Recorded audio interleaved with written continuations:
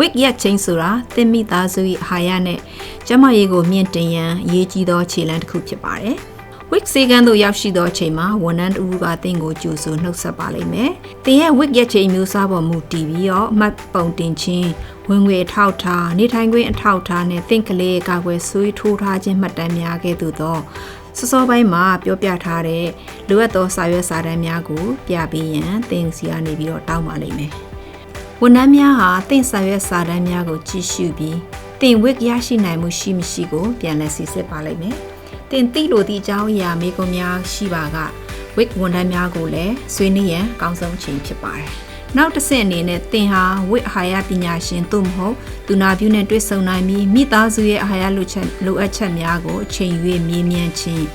ကျန်းမာစေသောစားသောက်မှုမိခင်နို့တိုက်ခြင်းကလေးနှုတ်မုတ်တိုက်ခြင်းနဲ့ပတ်သက်သည့်များကိုမေးမြန်းခြင်းနှင့်သင်တိလိုသည့်များကိုပြန်လည်ဖြေကြားပေးခြင်းတို့ကိုပြုလုပ်ပေးကြမှာဖြစ်ပါတယ်။တင်နဲ့တင်မိသားစုတွေအာဟာရရွေးချယ်မှုပြုလုပ်နည်းဆိုင်ရာဖိုးတန်ချက်လက်များ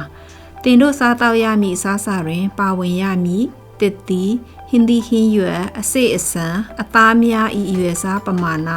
စီစဉ်မှုအကြံပြုချက်များကိုလည်းပေးပါလိမ့်မယ်။အကယ်၍သင်ဟာမိဖွားပြီးစားမိခင်သို့မဟုတ်ကိုဝန်ဆောင်တစ်ယောက်ဖြစ်ပါကအာဟာရပညာရှင်သို့မဟုတ်သူနာပြုမှ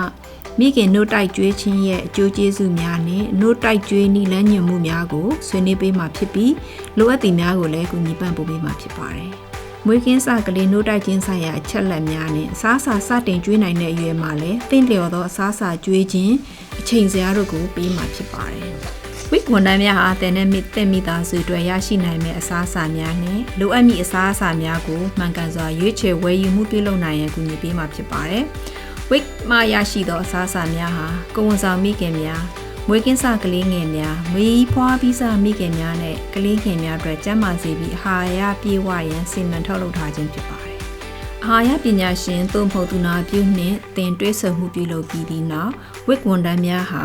ငွေစင်းသီးဌာနသို့ခေါ်ဆောင်သွားမည်ဖြစ်ပြီးတော့ကူညီပေးမှာဖြစ်ပါတယ်။ e-wig နဲ့တင်ရင်လစဉ်ရရှိမိအာဟာရစင်းစာရွက်များကိုလည်းပေးမှာဖြစ်ပါတယ်။ wig စေကန်းတို့တင်ရောက်ရှိချိန်မှာစပြီးပြန်သည့်အချိန်ထိဝန်ထမ်းများသည်တင် email ကိုများကိုဖြည့်ကြားပေးရန်နဲ့လက်ညှိုးမှုပေးရန်အစဉ်သင့်ရှိနေမှာဖြစ်ပါတယ်